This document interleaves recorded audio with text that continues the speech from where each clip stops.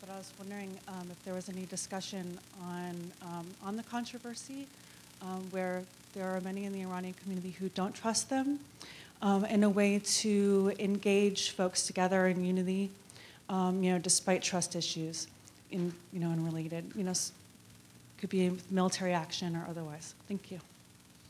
Well, I think it's important for the people of Iran to make their decision about the groups that they support. But again, this is a group that is trying to fight the current dictatorial regime. And not every vehicle is a perfect vehicle. And we don't want to defeat the good because we're in search of the perfect. And so I don't stand up here making a claim for them merely to say that this is a group that has stood on the side of the dissidents. But for more support externally, and again, the United States could be a very powerful ally for those who are dissidents, and that is the crux of my remarks, that we have, I believe we missed an opportunity when we could have been a favored friend, but I'm hoping that there will be opportunities in the future when we can do so, but thank you for your question. Hold on 1 second, we'll get you the mic.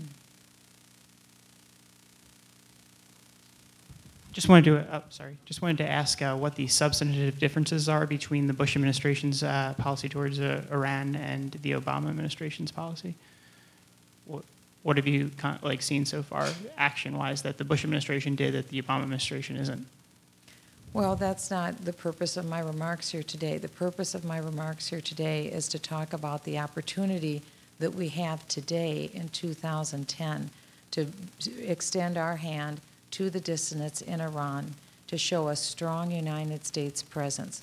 What we've seen from the administration, again, I think the director answered the question very well on the issue of engaging with Iran, and previous administrations have also engaged in Iran, and we haven't seen productivity emanate from those engagements.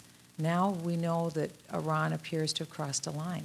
And with that crossing of the line, it's imperative that the United States makes its opinion known to the world. When there were dissidents within Iran at a very crucial time who could have used our help, particularly in the elections, we were absent from that opportunity. And I think any opportunity that we have going forward, we need to do more than the simple engagement strategy of talking, because what we've seen is nothing but insults coming out of the Iranian regime. They are thumbing their nose at the United States right now and insulting us in every possible way that they can. So I think it's important that we appreciate the risk that not only the United States is looking at, but the destabilization effect in the world. We need to take that seriously, and I think that it's important that if there are groups within Iran that we could be assisting, we should do so.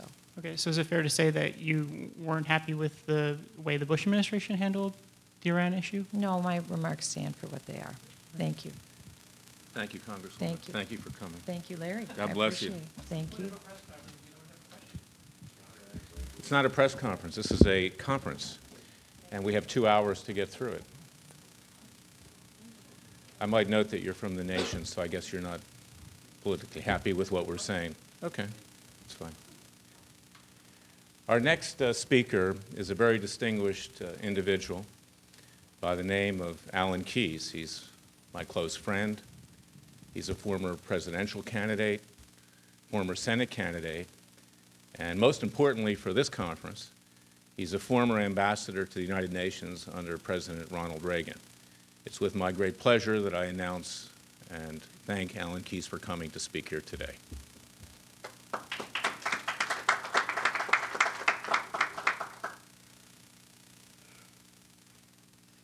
Thank you very much. I just want to say a few words from what I guess would be a kind of distinctive perspective, because I look at all of this from the point of view of what has been, I think, a consistent failure of American policy, really in the Bush administration, and continuing, of course, and aggravated during the Obama years, and I'll talk about that. But it's a failure of strategic understanding, which is characteristic, I'm sad to say, of the policy that has been pursued consistently over the course of the last decade and more, as we have confronted a reality in the Middle East, which sadly I think no American administration has seriously wished to acknowledge. That certainly dates back to the years of the Carter administration when we were first introduced to this problem, and it's been true ever since.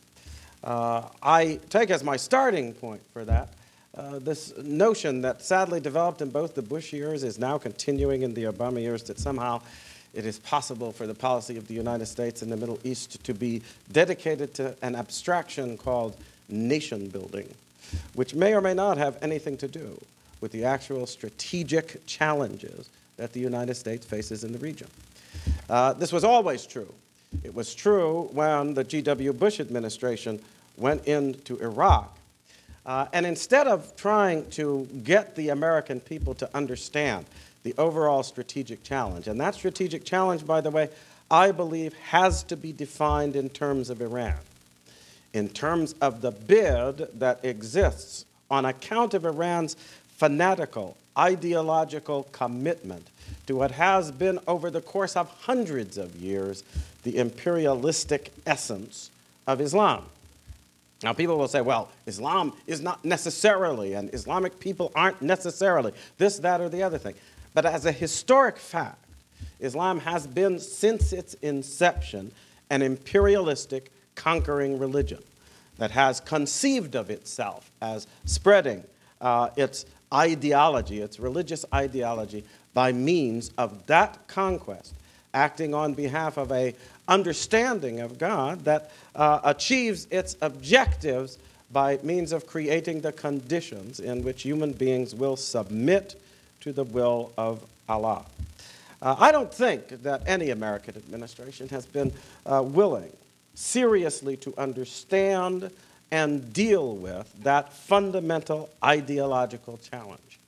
And on account of the failure to deal with that, I think we have been distracted down roads that are either torn apart by our piecemeal and particular interests in the Middle East, whether that has to do with our economic interest, whether it has to do with our relationship with Israel, whether it has to do with the maintenance of strategic partnerships that may or may not be essential to our security goals. They've been picked apart without any sense of what must be our overall strategic objective in the region.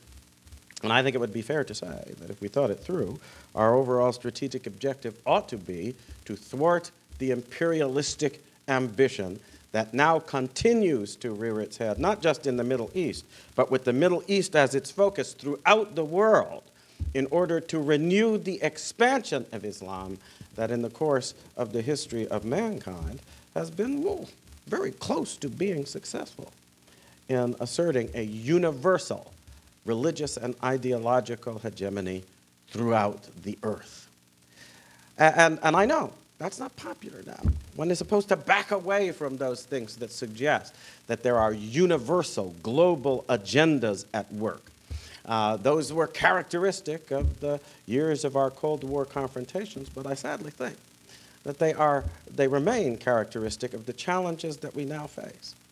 I was thinking about this, by the way, as I listened to the very capable answer that was given about engagement by former Director Woolsey. And the interesting thing about it is that engagement has all kinds of different aspects. We actually speak of military engagements last time I looked, so that the concept of engagement can run all the way from peaceful diplomatic engagement through constructive engagement with those with whom we don't entirely agree, all the way over to military confrontation. You know how it's usually defined, the difference? The difference is usually defined by whether or not you are dealing with someone who at the time is trying to kill you. Since generally speaking, it's kind of foolish to speak of peaceful and constructive engagement with somebody who's about to stab you in the gut or cut your throat or put a bullet in your head. Now, this is one of those things that when dealing with Iran, I've always found kind of ironic. It would be amusing if it weren't so serious for the challenges that America faces in the world.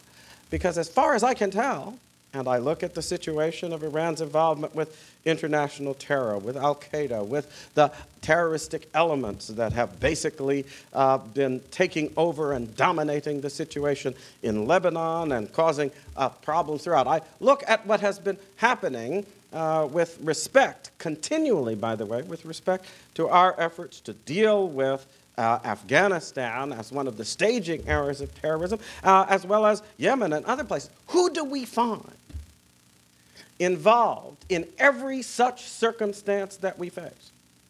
Whether it's in the immediate context of the Middle East or in far-flung places like Indonesia, whose influence, whose personalities, whose money, whose activity always involved in each and every one of these areas? The answer to that question is, of course, Iran. Iran, the ever-present, the ever-active, the ever-restless engager of various and assorted interests that are not only hostile and inimical, but that are right now, as we speak, either killing or seeking to kill Americans.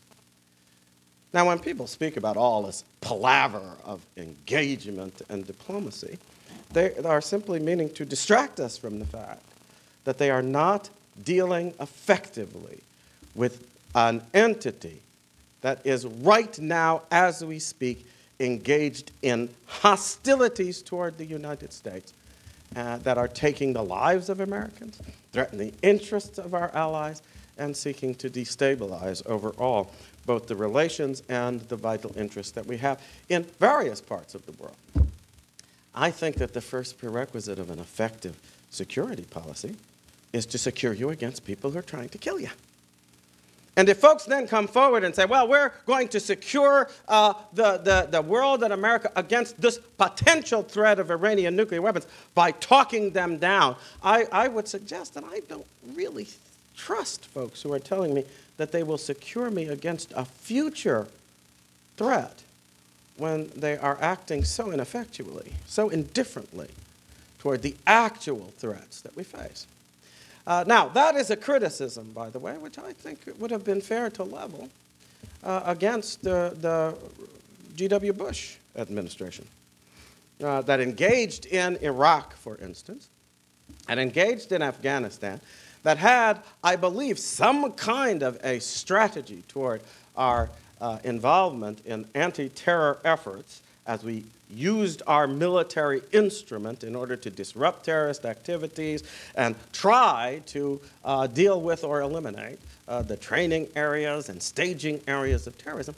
And yet, despite the ever-pervasive and active involvement of Iran, never effectively sought to engage in a policy that would, to say the least, take advantage of the fact that, well, the Iranian regime is not entirely popular at home. And generally speaking, when you are dealing with an active, restless, engaged, and unified, that is someone that has the resources to actually do you harm, one of the ways in which you engage the threat is by seeing whether or not it might not be possible to remind them that as they try to keep you busy in the world, you are perfectly capable of helping others to keep them busy in their own backyard. Why did this never occur to anyone? Well, it did occur to people, by the way. It occurred to some very bright people. It was just not implemented by those who are supposed to be the competent and efficient guardians of America's national security. Now, this brings me to what will be, I guess, the final overall point of my little disquisition here. What is the source of this failure? Right? I look over the history of American policy since the Second World War. And we've had our ups and downs, but generally speaking, starting in the efforts that evolved during World War II, American administrations developed a reasonably sophisticated understanding of the strategic requirements of our position in the world, particularly when it came to dealing with active threats that emanated from quarters that were, to say the least, deeply hostile to our free way of life. in America, a way of life based upon concepts of individual responsibility and God-given unalienable rights and representative institutions and so forth.